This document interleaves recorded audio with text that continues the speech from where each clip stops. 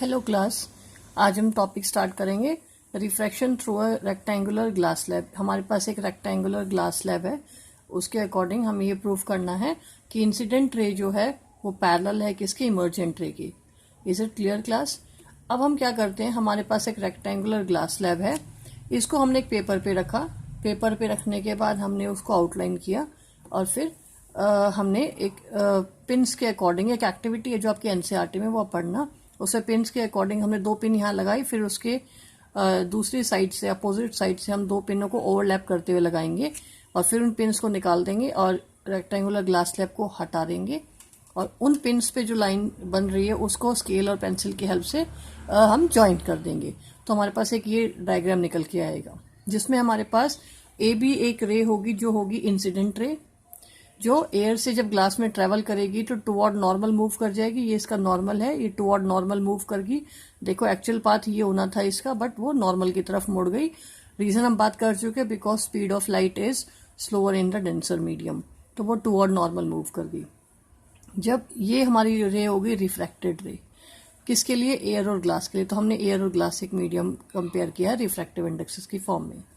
अब क्योंकि लाइट है वो ग्लास से बाहर इमर्ज आउट हो रही है, तो उस केस में हम क्या बात करेंगे, ग्लास और एयर मीडियम को हम कंपेयर करेंगे, मीन्स ग्लास टू एयर।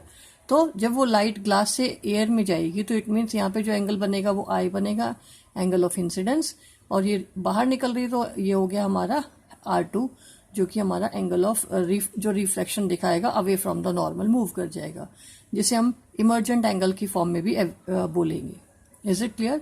तो ये हमारा हो गया एंगल आई फर्स्ट और एंगल R1 रिफ्रैक्शन फर्स्ट जो है उसके लिए, किसके लिए, एयर और ग्लास के लिए। सेकंड अगर हम बात करते हैं तो हमारे पास दूसरा मीडियम हो गया ग्लास और एयर। तो ग्लास से जब लाइट बाहर निकल रही है तो ये वाली लाइट उसके लिए क्या हो जाएगी, ये वाली लाइट रे उसके लिए इंसिडेंट हो जाएगी।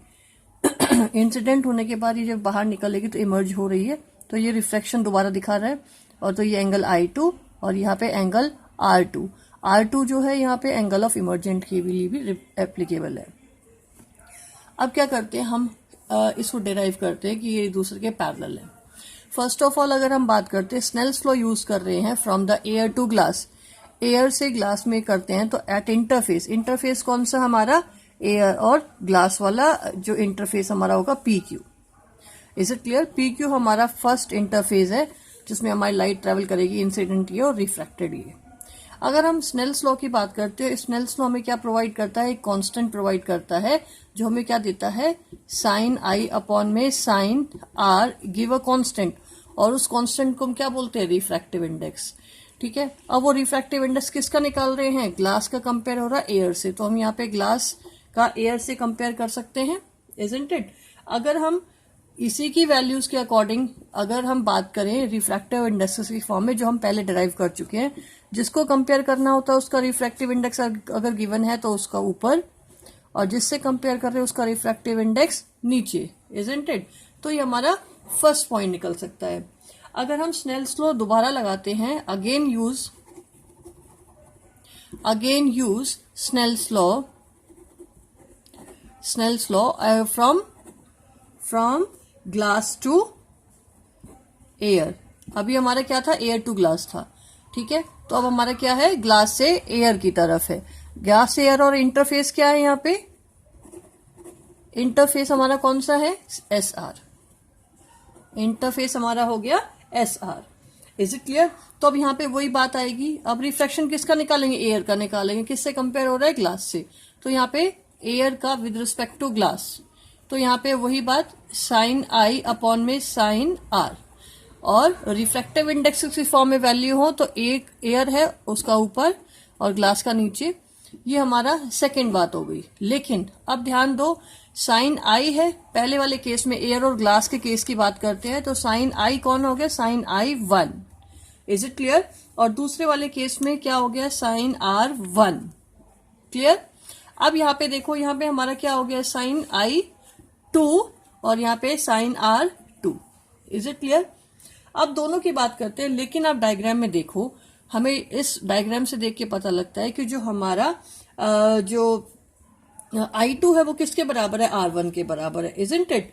क्योंकि अगर हम बात कर रहे हैं, but I2 is equivalent to R1। दिख रहा है हमें I2 किसके बराबर है, R1 क्योंकि सेम मीडियम में बात हो रही है। कौन सा मीडियम, ग्लास। तो sine I2 is equal to R1, ये बात क्लियर है। तो अब हम यहाँ पे क्या प्लेस कर सकते हैं, तो हम क्या प्लेस कर सकते हैं इसके अकॉर्डिंग कि जो हमारे पास R1 है उसकी जगह जो I2 है उसकी जगह हम R1 प्लेस कर सकते हैं। तो हमारे पास वैल्यू क्या आ जाएगी, साइन R1 अपॉन में sine R2 is equal to आपका NA और ये refractive index of A and refractive index of G, isn't it. हम इसको दोबारा लिख लेते हैं ताकि क्लियर हो जाए, और वो पेज टर्न हो चुका है। तो यहाँ पे हमारा आ गया है साइन R1, ठीक है, साइन R1 अपॉन में साइन R2 किसका, refractive index of air, refractive index of glass. किसके लिए, रिफ्रैक्टिव इंडेक्स हमें किसका निकालना, एयर का कंपेयर करके ग्लास से। तो हमारी ये सेकंड बात आ सकती है। अब हमारे पास फर्स्ट इक्वेशन क्या थी, फर्स्ट इक्वेशन लिख लेते हैं एक बार हम यहाँ पे ऊपर। तो हमारे पास फर्स्ट इक्वेशन थी ग्लास का कंपेयर करेंगे एयर से। तो यहाँ पे हमारे पास आ गया था साइन R1 अपॉन में sine R2 is equal to refractive index of glass और रिफ्रैक्टिव इंडेक्स ऑफ एयर। ये हमारी फर्स्ट इक्वेशन थी। और सेकंड इक्वेशन हमने कैसे कर लिया है, पहले साइन आपका जो था, क्योंकि यहाँ पे हमारा ये वाले कंडीशन थी, सेकंड वाले की बात कर रहे हैं, सेकंड वाले को हमने मॉडिफाई किया। कैसे, साइन I किसके इक्विवेलेंट है, साइन R2 किसके इक्विवेलेंट है, R1 के। I2 इक्विवेलेंट है R1 के, ठीक है, I2 इक्विवेलेंट है R1 के। तो हमने क्या प्लेस किया, अब यहाँ पे I2 की जगह हमने प्लेस कर दिया R1, यहाँ पे हमने I2 की जगह क्या प्लेस कर दिया, R1। तो हमारी सेकंड इक्वेशन है वो इस तरह मॉडिफाई होगी जो हमने पीछे भी दोबारा लिख दी है। Is it clear. अब हम क्या करेंगे, इन दोनों इक्वेशंस को क्या करेंगे, मल्टीप्लाई करेंगे।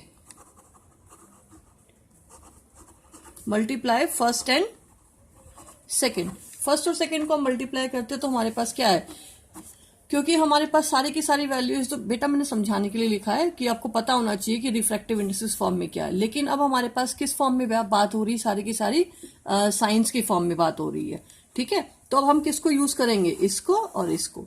इट मीन्स हमारे पास क्या हो जाएगा, साइन I1, ये वाला साइन I और साइन R2, तो साइन I1 अपॉन में साइन R1, ठीक है, और इज इक्वल टू हमारे पास क्या आ गया, साइन R1 अपॉन में साइन R2, ठीक है। पीछे से हमने टर्न करके देखा था, तो यहाँ पे ये क्योंकि हम पहले वाली इक्वेशन की लिख रहे हैं यहाँ पे, तो साइन I1 और साइन R1, ठीक है। तो हमने क्या किया, इन दोनों को मल्टीप्लाई किया, ये दोनों रिफ्रैक्टिव इंडेक्सेस, तो हमारे पास क्या आ गया, sign I1 upon sine R1, और हमें मल्टीप्लाई करना है तो हमने क्या करना, मल्टीप्लाई किया, और साइन R1 अपॉन में साइन R2, इजंट इट। अब यहाँ पे हमारे पास क्या हो जाएगा, ये कैंसिल हो गया, और हमारे पास क्या आ गया, साइन, जो कि ये इक्विवेलेंट होके कितना आता है, 1, क्योंकि हमने बात की हुई है ये चीजें 1 से कंपेयर हो रहा है। नेक्स्ट अगर हम बात कर रहे हैं हमारे पास, तो जो साइन I है इज इक्वल अपॉन में क्या हो जाएगा, साइन R2, जो इक्विवेलेंट 1 है, तो हम इसको करेंगे तो हमारे पास क्या आ जाएगा, sine I is equal to sine R2 हो सकता है, या हम कहेंगे इसको और करके लिख लें तो हमारे पास क्या आ जाएगा, I is equal to R2, I is equal to R2। अब डायग्राम में देखते हैं कि I is equal to R2 क्या है, R2 किसके लिए, इमर्जेंट रे के लिए है। जो हमने यहाँ पे ग्लास स्लैब बनाई थी, R2 ये है और I1 ये है। इसका मतलब I1 इक्वलेंट टू R2, जो मैंने यहाँ पे प्रूव करने के लिए बोला है कि वो एक दूसरे के पैरेलल है अपोजिट सरफेस पे। तो प्रूव करने का मतलब क्या है, I1 is equal to R2 हो रहा है, ये प्रूव करके हमारे पास आ गया, इजंट इट। तो ये ग्लास स्लैब से ये प्रूव होता है, इस पूरे डेरिवेशन से ये प्रूव होता है कि जो इंसिडेंट रे है वो किसके पैरेलल है, इमर्जेंट रे के। और ये चीज, दूसरी चीज भी शो करता है, क्या शो करता है कि ये जो लाइट रे है, एक्चुअल लाइट इंसिडेंट रे का जो ट्रैवलिंग की पाथ थी वो क्या थी, स्ट्रेट इस तरह होती, जबकि इमर्जेंट रे क्या है, ये वाली है। इसका मतलब इंसिडेंट रे अपने पाथ से कितना डिस्प्लेस हुई है, कितना डिस्प्लेस हुई है, CN डिस्प्लेस हुई है। ये वैल्यू जो CN की है, जो उतना डिस्प्लेसमेंट शो है, जिसे कहते हैं लेटरल डिस्प्लेसमेंट, जिसे क्या बोलते हैं, lateral displacement, isn't it. Means जो एक्चुअल इंसिडेंट रे है अपने पाथ से कितना डेविएट हुई है, वो डेविएशन कहलाता है लेटरल डिस्प्लेसमेंट। तो अब एक इंपॉर्टेंट बात बोल रही हूँ कि जो लेटरल डिस्प्लेसमेंट होता है वो ग्लास स्लैब की थिकनेस के डायरेक्टली प्रोपोर्शनल होता है, इजंट इट। मैं इसको लिख देती हूँ, इंपॉर्टेंट थिंग है, इंपॉर्टेंट है। The lateral displacement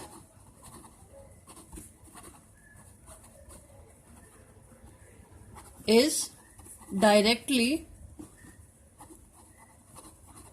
proportional to the thickness of glass slab।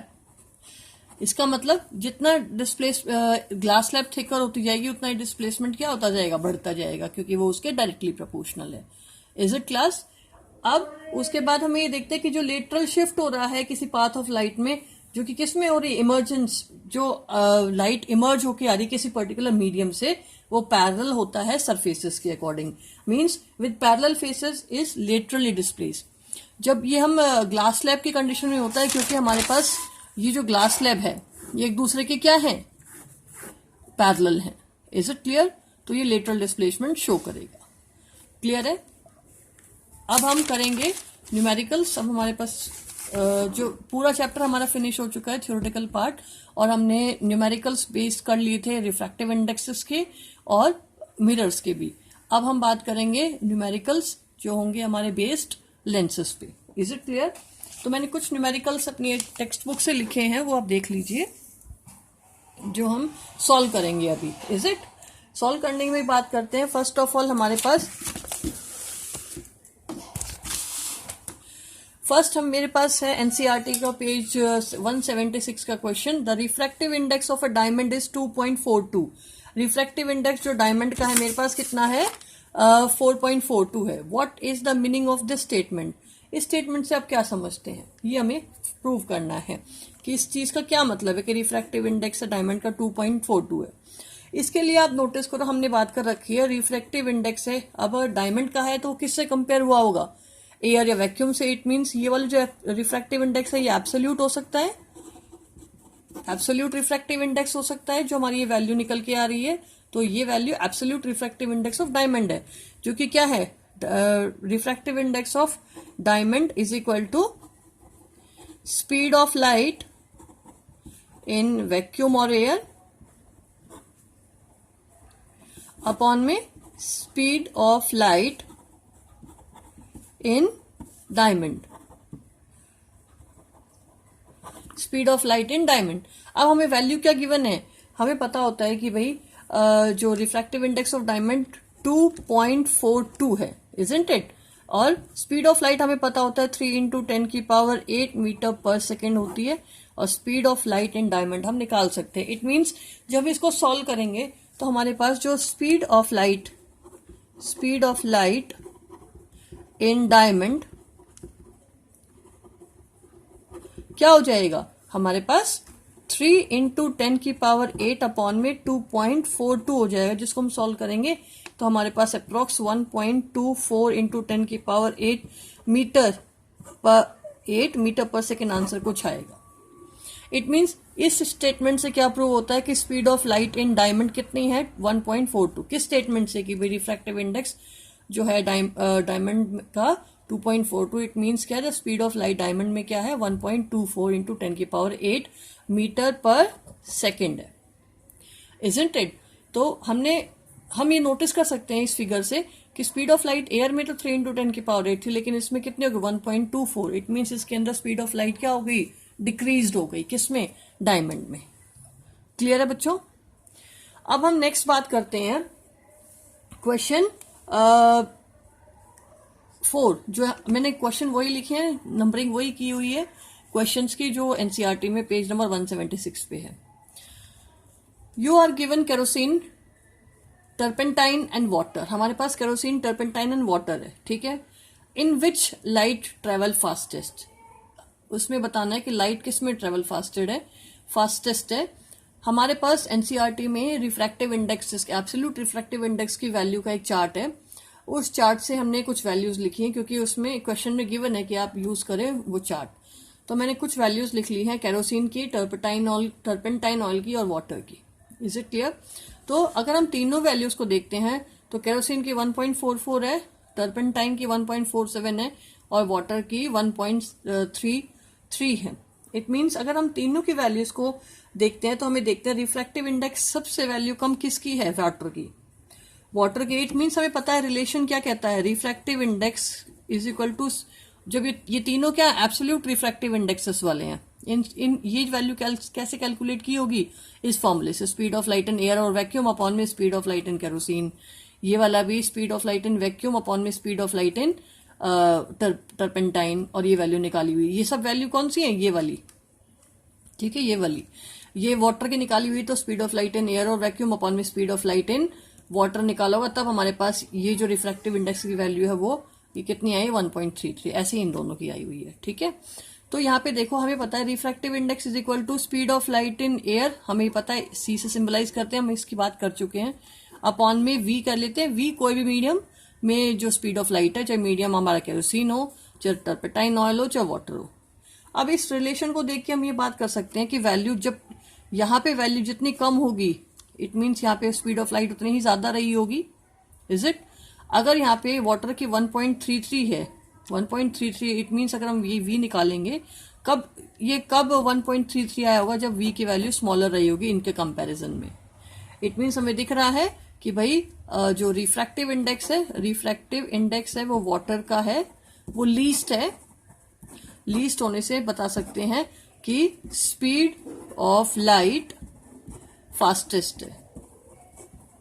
यहां पे देखो, मैं दोबारा बोल रही हूं, जितना रिफ्रैक्टिव इंडेक्स, स्टेटमेंट देख लो, रिफ्रैक्टिव इंडेक्स जितना कम निकल के आ रहा है, इट मीन्स वेलोसिटी उतनी ही ज्यादा है। जितना रिफ्रैक्टिव इंडेक्स ज्यादा होगा उतनी स्पीड स्लो डाउन होगी। Is it clear? इसका मतलब स्पीड, रिफ्रैक्टिव इंडेक्स किसका कम है, अब हमें बताना है कि किस में स्पीड फास्टेस्ट है। यहां पे नोटिस करो, जिसकी वेलोसिटी सबसे ज्यादा होगी उसी का रिफ्रैक्टिव इंडेक्स कम निकल के आएगा।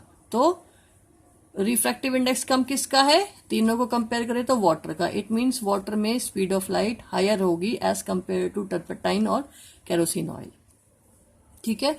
रिफ्रैक्टिव इंडेक्स जितना लीस्ट होगा, जैसे वाटर का लीस्ट है, तो speed of light is faster in water as according to this relation. Clear है बच्चों? अगर नहीं समझ आया, मैं दोबारा रिपीट कर रही हूं, जितना ही वैल्यू वेलोसिटी की ज्यादा रहेगी उतना ही रिफ्रैक्टिव इंडेक्स कम आएगा। इसका मतलब जिसका रिफ्रैक्टिव इंडेक्स कम है उस मीडियम में स्पीड ऑफ लाइट फास्टेस्ट रहेगी। जितना रिफ्रैक्टिव इंडेक्स ज्यादा आएगा उतना ही स्पीड स्लो डाउन होगी, ठीक है। क्लियर है बच्चों? अब हमारे पास है क्वेश्चन नंबर 2, जो एनसीईआरटी का ही क्वेश्चन है, पेज नंबर 176 का। अब यहाँ पे वो बोल रहा है light enter from air to glass. Air to glass अभी हमने एक ग्लास स्लैब का, रेक्टेंगुलर ग्लास स्लैब की एक्टिविटी की है डेरिवेशन के through. From air to glass having refractive index 1.50। इसका मतलब रिफ्रैक्टिव इंडेक्स किसका हो गया, ये ग्लास का, कितना, 1.50। ये क्वेश्चन हम पहले कर चुके हैं शायद। What is the speed of light in glass? Glass में स्पीड ऑफ लाइट बतानी है। इट मीन्स रिफ्रैक्टिव इंडेक्स क्या है, formula refractive index of glass is compare to air है, चाहे लिखो मत लिखो, तो speed of light in air और वैक्यूम अपॉन में speed of light in glass, isn't it? तो हमारे पास क्या दे रखा है, ये दे रखा है और ये दे रखा है, कितना, 3 × 10⁸ हम पुट करके इसकी वैल्यू फाइंड आउट कर सकते हैं। जैसे मैं यहाँ पे कर रही हूं, हमारे पास हो गया रिफ्रैक्टिव इंडेक्स, पेज पूरा नहीं है ख्याल मैंने, यहाँ पे हमारे पास रिफ्रैक्टिव इंडेक्स 1. अब यहाँ पे देखो क्या निकालना है, ये निकालना है, तो स्पीड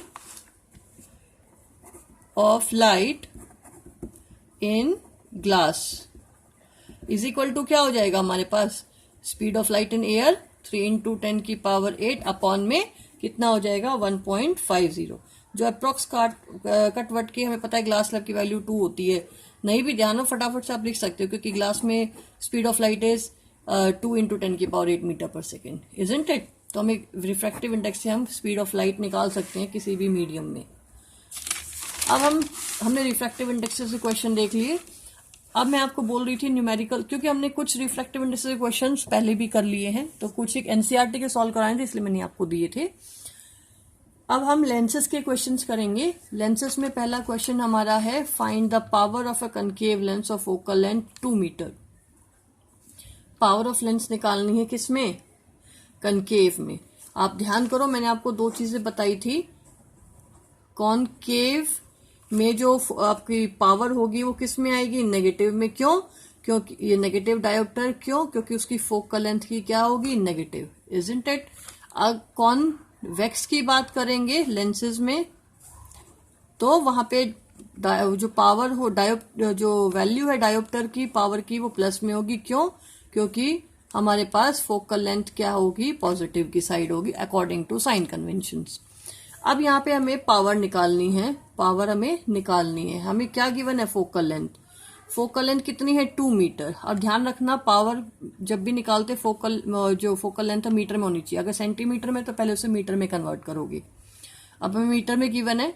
अब यहाँ पे लेकिन किसकी फोकल लेंथ है? वो कॉनकेव की। तो हम क्या कर लेंगे? Sign convention according minus place करेंगे। और पावर का फॉर्मूला हमारे पास क्या होता है? 1/f। 1/f है, और हमारे पास वैल्यू क्या है? 1/-2 मीटर। जैसे हम सॉल्व करेंगे तो अप्रोक्स कितना आ जाएगा? -0.5d।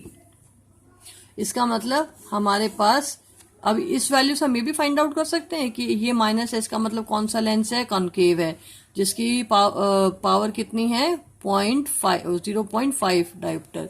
इसी से हम फोकल लेंथ भी फाइंड आउट करा सकते हैं। अब थोड़ा सा मुश्किल क्वेश्चन है, थोड़ा ध्यान दीजिएगा। इसको करते हैं पहले। हमारे पास एक कनकेव लेंस है, form a real inverted image. Convex lens है, कॉन्वेक्स है। क्वेश्चन पढ़ते हैं ध्यान से। A convex lens form a real and inverted image of a needle. एक कॉन्वेक्स लेंस है जो रियल इमेज फाइंड आउट कराता है, और वो किसकी बना रहा है? इमेज एक निडल की।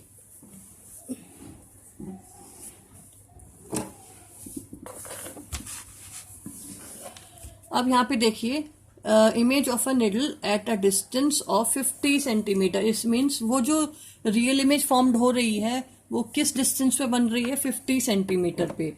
इट मीन्स 50 हमारा क्या हो गया? Image distance. अब इसके लिए मैं बार बार बोलती हूँ, आपको लेंस दिया हुआ है तो आप ड्रॉ कर लीजिए, ठीक है। हमें पता है इसकी फोकल लेंथ किस साइड हो गई? इस साइड। याद होना चाहिए चीजें। ये f1, ये f2, और ये फोकल लेंथ ये f1, ये 2f1, इस तरह कंडीशन। तो ये ध्यान रखना, एक रफ सा डायग्राम अपनी साइड में बना के रखना। अब यहाँ पे वो बोल रहा है क्योंकि इसकी इमेज किस साइड है। अब इमेज डिस्टेंस कितना होगा? जो ऑप्टिकल सेंटर से हम फाइंड आउट करते हैं वो कितना है? 50 है। और क्योंकि रियल है तो रियल इमेज उसकी सारी की सारी इस साइड बनेंगी। आपको 6 के 6 डायग्राम याद होनी चाहिए, तभी बेटा ये क्लियर होगा। तो यहाँ पे उसकी इमेज अगर फॉर्मेशन है तो यहाँ पे इस साइड इमेज फॉर्मेशन होगी, तो वो वैल्यू किस में आ जाएगी? हमारे पास 50v में। 50v जो है वो 50 में आ जाएगा, 50 सेंटीमीटर, इजंट इट। मैंने प्लस का साइन क्यों लगाया है? क्यों लगाया? क्योंकि हमारे पास 6 कंडीशंस थी कॉन्वेक्स की, जिसमें से 1 केस में ही वर्चुअल इमेज बन रही थी और सभी में, और वर्चुअल इमेज यहाँ कहीं बन रही थी, लेकिन और सभी 5 केसेस में रियल इमेज बन रही थी, रियल और इन्वर्टेड। वो किस साइड बन रही थी? इस side, on the positive side according to sign conventions. तो v के अकॉर्डिंग हमने क्या प्लेस कर दिया? 50। यहां तक क्लियर हुआ। अब where is the needle be place, इसका मतलब हमें क्या निकालना है? कहाँ प्लेस करें ऑब्जेक्ट को? यू निकालना है object distance. Needle is place in front of the convex lens if the image is equal. इसका मतलब height of image is equal to height of object. तो हम यहाँ पे क्या कर सकते हैं? आप हाइट ऑफ ऑब्जेक्ट लिखो या h लिखो, आपकी मर्जी है। In front of the convex lens if the image is equal to size of the object. Is it clear? Also find the power. अब हमारे पास ये वैल्यू गिवन से बच्चे। अब इन फॉर्मूले से देख करके हम ये फाइंड आउट कर सकते हैं कि हमारा जो मैग्निफिकेशन है, ना तो इसकी वैल्यू पूरी कर पा रहा है ना इसकी वैल्यू पूरी कर पा रहा है। तो हम दोनों को रिलेट करता हुआ मैग्निफिकेशन का फॉर्मूला लगाएंगे। कौन सा? Height of image is equal to height of ये वाला हाइट ऑफ इमेज अपॉन में हाइट ऑफ ऑब्जेक्ट, जो कि किससे रिलेट कर रहा है, v अपॉन u से। ये वाला फॉर्मूला अप्लाई करेंगे। 3 फॉर्मूले थे हमारे मैग्निफिकेशन के, उनमें से ये वाला फॉर्मूला। अब हमें क्वेश्चन के अकॉर्डिंग पता है, क्या पता तो पहले इसको रिलेट कर लेते हैं। तो हमारे पास क्या आ जाएगा, हमें फाइंड आउट पहले क्या करना है, u फाइंड आउट करना है। u फाइंड आउट करना है, इट मीन्स हमने क्या किया, v और h0 मतलब हाइट ऑफ ऑब्जेक्ट अपॉन में हाइट ऑफ इमेज, ये हमारे पास वैल्यू आ गई। अब हमें ये भी पता है कि ये height of object is equal to height of image, या height of image is equal to height of object. तो हम यहाँ पे क्या पुट कर सकते हैं, हाइट ऑफ इमेज की जगह हम पुट कर सकते हैं height of object, isn't it. और हमारे पास यहाँ पे u की वैल्यू में फाइंड आउट हो रही है कितनी, v कितनी गिवन है, प्लस का 50 अपॉन में height of into height of object upon में हाइट ऑफ ऑब्जेक्ट, कैंसिल हुआ तो हमारे पास u कितना आ गया, प्लस का 50। अब प्लस का 50 है, सेंटीमीटर में वैल्यूज चल रही हैं, अब हम प्लस अप्लाई नहीं करेंगे। क्यों, क्योंकि हमें साइन कन्वेंशंस यूज करना है। वैल्यू किसकी आ गई, u की आ गई।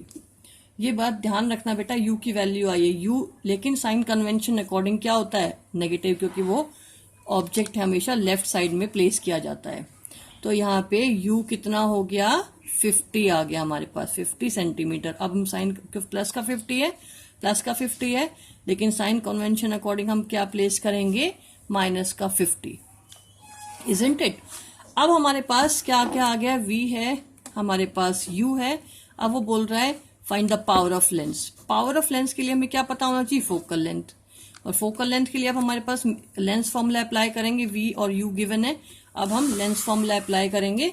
लेंस फॉर्मूला हमारे पास है 1 अपॉन में v, या कह सकते हैं 1 अपॉन में f is equal to 1 upon में v माइनस 1 अपॉन में u, isn't it.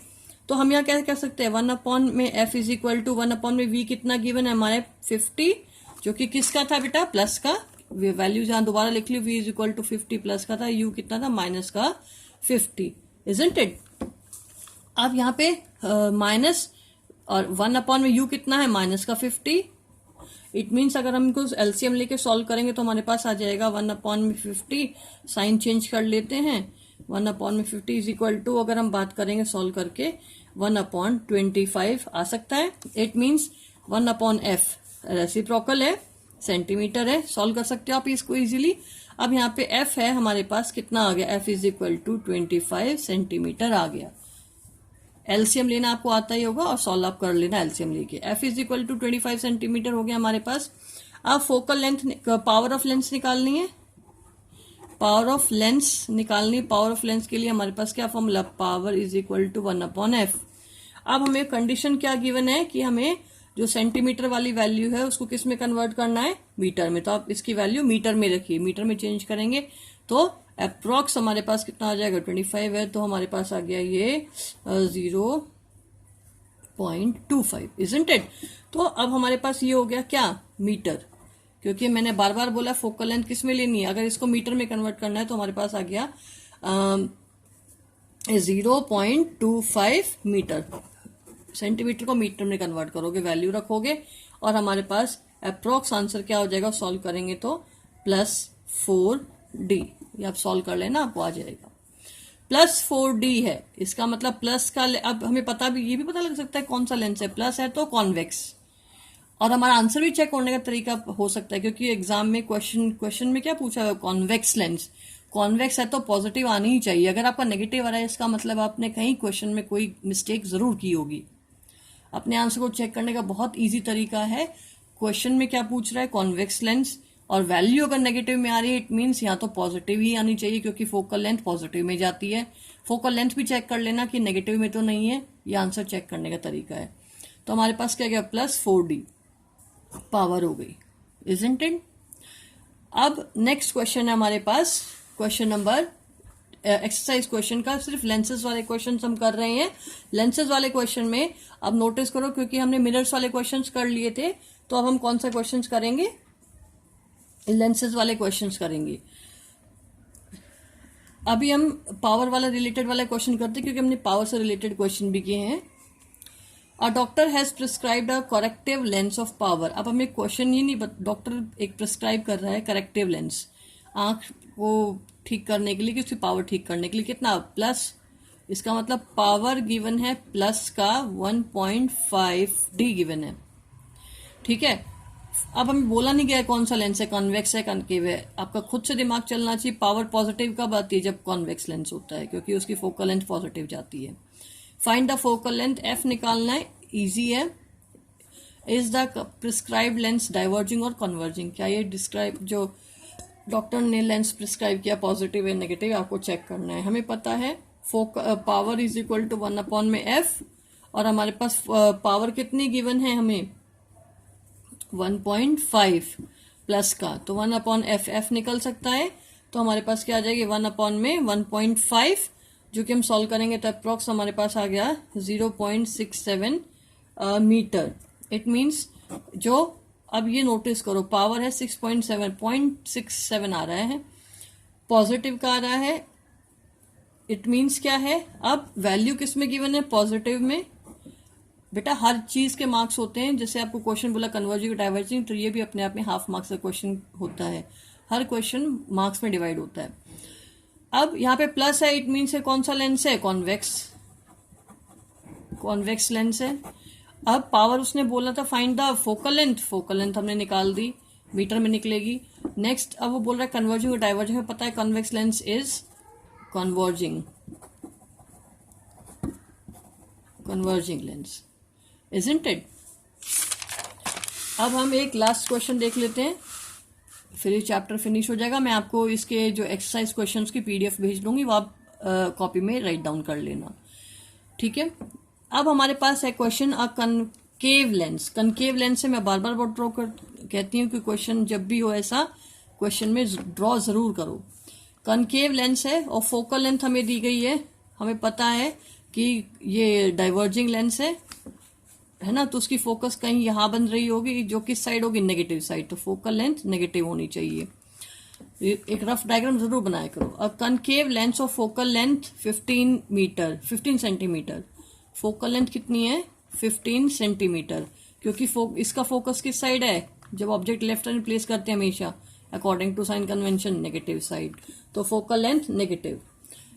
Form image 10 centimetre from the lens, इसका मतलब इमेज बना रहा है किसमें 10 सेंटीमीटर लेंस से।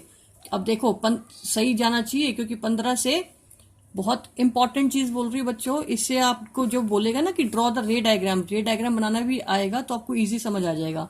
सिंपल सी बात है, जहां पे ये फोकस होता है वहां पे ये फोकल जो इसकी फोकल लेंथ आएगी, ये कैपिटल एफ, ये स्मॉल एफ, यहां से यहां तक का डिस्टेंस अगर 15 है और इमेज कहाँ बन रही है 15 से पहले, 15 से पहले मतलब 10 पे, इट मीन्स वो ऑब्जेक्ट की, क्योंकि हमारे पास कनकेव लेंस है, कनकेव लेंस में इमेज फॉर्मेशन की दो ही कंडीशन है, या तो इन्फिनिटी पे ऑब्जेक्ट हो, इन्फिनिटी पे ऑब्जेक्ट होगा तो इमेज फोकस पे बनेगी, या दूसरी कंडीशन है कि इन्फिनिटी और ऑप्टिकल सेंटर के बीच में होगा तो वो फोकस से पहले बनेगी। इट मीन्स यहाँ कहीं, इसका मतलब हमारे पास जो डायग्राम ड्रॉ करने का कौन सी पोजीशन गिवन है, between infinity and optical centre वाली कंडीशन है। ठीक है, बहुत इंपॉर्टेंट चीजें बोल रही है, ये डायग्राम बनाने के तरीके होते हैं।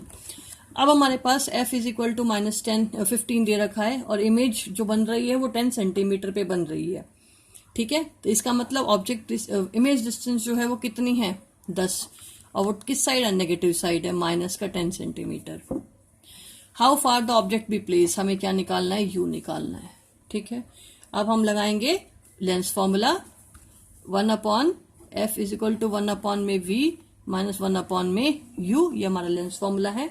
अप्लाई करते हैं वैल्यूज को, तो हमारे पास क्या है 1/f कितनी गिवन है 1 में 15, जो किस में है नेगेटिव में। उसके बाद हमारे पास v कितना गिवन है माइनस का 10, और ये कितना गिवन है हमारे पास u गिवन है, नहीं है, हमें u निकालना है। इट मीन्स हम ये भी कह सकते हैं 1 में u इज इक्वल टू 1 में 15, और यहाँ पे हम कर सकते हैं 1 में 10, इंटरचेंज कर देंगे तो हमारे पास ये हो जाएगा। अब हम एलसीएम वगैरह लेते हैं तो हमारे पास हो गया 30, और इसको सॉल्व करेंगे तो ये हमारे पास हो जाएगा 1 अप्रॉक्स, तो 1/u हो गया हमारा कितना माइनस का 1 में 30। इट मीन्स हमारे पास u क्या हो जाएगा माइनस का 30 सेंटीमीटर, इजंट इट? तो ऑब्जेक्ट डिस्टेंस हमारा क्या हो गया 30 पे।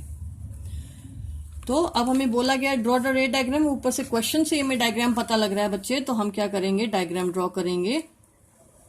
ये हमारे पास हो गया कनकेव लेंस, ये ऑप्टिकल सेंटर, और ऑब्जेक्ट कहाँ रखा, इन्फिनिटी और पोल के बीच में, क्योंकि ये हमारा हो गया F1, ये 2F1, ये F2 और ये 2F2। It means infinity object के बीच में कहीं रखा है, इट मीन्स हम यहाँ कर दें। और उसको करने के लिए अब थोड़ा ध्यान रखना कि F जैसे F कितना है 15 से डबल 30 करना, तो अप्रॉक्स डबल डिस्टेंस पे करना। मेरे पास में क्वेश्चन लिखा हुआ है, ध्यान रखो 30 पे है, और इमेज फोकल लेंथ कितनी है 15, तो 15 ये हो गया, 15 से डबल डिस्टेंस पे रखना, ठीक है। और यहाँ पे इमेज फॉर्मेशन करोगे, एक रे पैरेलल होगी, अप्रॉक्स फोकस से जाएगी, एक रे ऑप्टिकल सेंटर से, ऐसा कोई डायग्राम बनेगा जो हम बना चुके हैं, सीख चुके हैं। Isn't it class? इसके बाद जो भी क्वेश्चंस होंगे, आपको कोई डाउट वाला क्वेश्चन आप मुझे पर्सनली फोन कर सकते हो। और सेकेंड चीज, जो पीडीएफ मैं आपको भेज रही हूँ वो आप रेगुलर अपनी कॉपीज में लिखोगे। असाइनमेंट को आप जो भी हो सके, असाइनमेंट की कल लास्ट डेट है 22 अप्रैल। इसके बाद मैं असाइनमेंट्स को प्रेफर नहीं करूंगी, इसलिए आप 22 तक सारे असाइनमेंट सबमिट करोगे। साइंस का एक ही मैंने असाइनमेंट दिया हुआ है, वो आप मेल करोगे। हो सके असाइनमेंट आप लूज शीट पे करना, और लूज शीट को किसी फाइल में अटैच करते हुए चलना, ठीक है। अगर किसी नोटबुक में लिख लिया तो कोई बात नहीं, नेक्स्ट टाइम से आप लूज शीट पे करना, इजंट इट?